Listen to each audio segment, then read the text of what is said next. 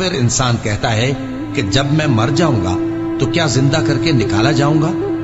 क्या ऐसा इंसान याद नहीं करता कि हमने उसको पहले भी तो पैदा किया था जबकि वो कुछ भी चीज न था? सो तुम्हारे परवरदिगार की कसम, हम इनको जमा करेंगे और शैतानों को भी, फिर इन सबको जहन्नम के गिर्द हाजिर करेंगे और वो घुटनों पर गिरे हुए होंगे। फिर हर गिरोह में से हम ऐसे लोगों को खींच निकालेंगे जो रहमान के मुकाबले में सख्त सरकशी करते थे।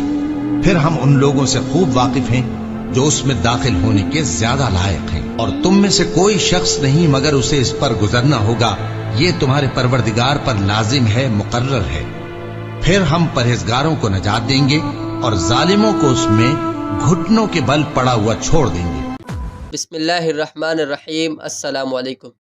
प्यारे दोस्तों, पुल सिरात जहन्नम के ऊपर बना एक पुल है और हम सब ने इसे एक दिन पार करना है। तो वो कौन होंगे जो उस अजीम इम्तिहान को पार कर सकेंगे? प्यारे दोस्तों, जब तक आप जिंदा हैं तो ये जानना बहुत ज़रूरी है कि इस पुल को बग़ैर गिरे कैसे पार किया जाए, क्योंकि इस पुल के आखिर में एक ऐसा दरवाज़ा है जिसमें दाखिले के लिए एक इंसान को बनाया गया है और जो आपकी इस दुनिया में अच्छी ज़िंदगी गुजारने का इनाम होगा।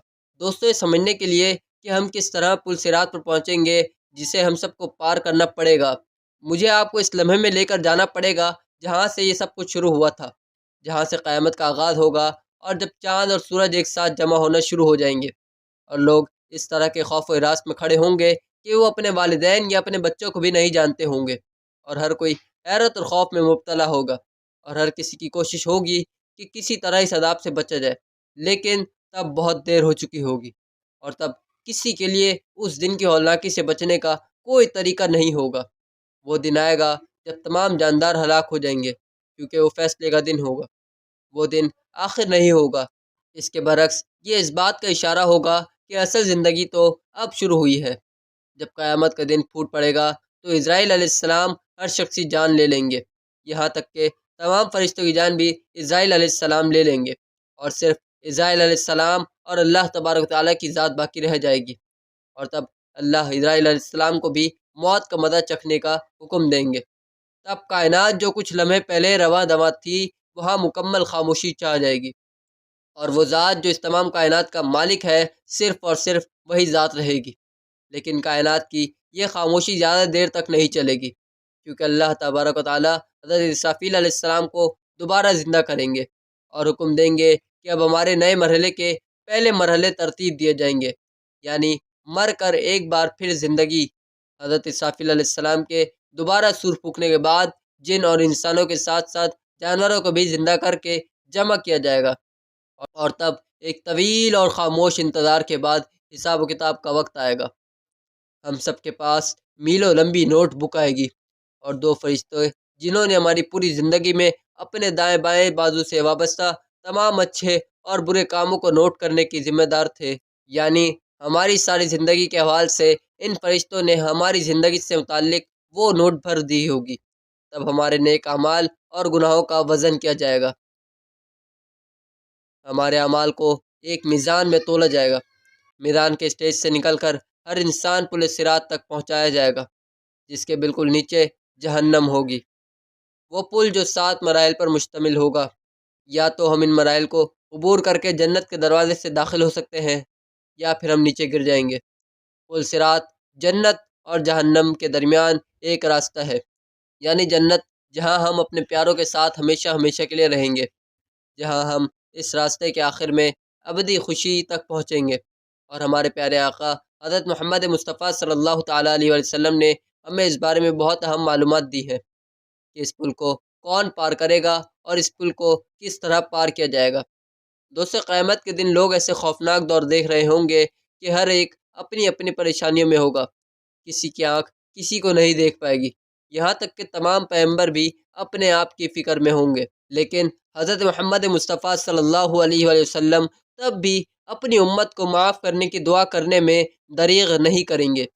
पुल सिरात के आगाज़ में वो हमें अल्लाह की तरफ से दी गई इजाज़त से अपनी शफ़ाअत के मुंतज़िर होंगे। पुल सिरात के लंबे रास्ते पर 7 मरहले होंगे। पुल सिरात पर गुज़रते हुए लोगों की मुख्तलिफ़ रफ्तार होगी। कुछ तो पलक झपकने में गुज़र जाएंगे और कुछ बिजली की रफ्तार से अबूर करेंगे। کچھ ہوا کی رفتار سے اور کچھ تیز گھوڑوں کی طرح، جبکہ کچھ اونٹ جیسی دیگر سواریوں کی رفتار میں گزریں گے، کچھ رینگتے ہوئے اور کچھ ایسے بھی ہوں گے جنہیں جہنم میں ڈال دیا جائے گا۔ اب ہم کتنی تیزی سے اس پل کو عبور کر سکیں گے، تو اس کا انحصار ہماری روح کی پاکیزگی پر ہوگا۔ پل صراط کو عبور کرنے والے کچھ مومنین کی روشنی اتنی مضبوط ہوگی کہ نیچے جہنم کی آگ بولے گی کہ یہاں سے جلدی سے گزر جاؤ۔ ایک اور حدیث میں کہا گیا ہے کہ پل صراط کو عبور کرتے وقت شہداء کو کوئی پریشانی نہیں ہوگی۔